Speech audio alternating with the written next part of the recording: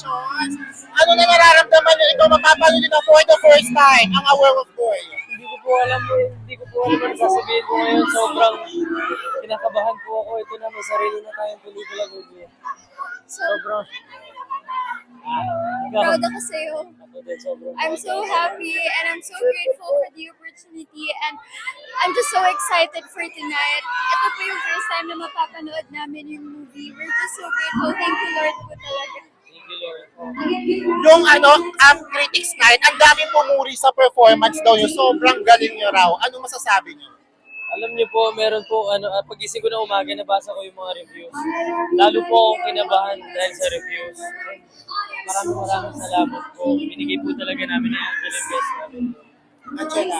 Ako naman po, nung nabasa ko po yung reviews, hindi ko po siya in-expect. Kaya sobrang sarap po sa puso and nakakatuwa po. Pero at the same time, mas nakakakaba kasi mas ako curious ako kung ano po bang napanood ko.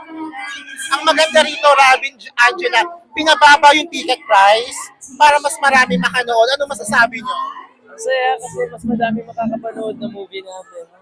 I'm so grateful that they made the price more accessible for people so that everyone has a chance to watch it because this is such a great film and I think everyone deserves to watch this film. Watch nyo na abangan mga kapatid natin, mapapanood na sa January 14. Yes po, January 14 na po, Werewolf Boy and Cinemas Nation. Well, panoorin niyo po guys. See you!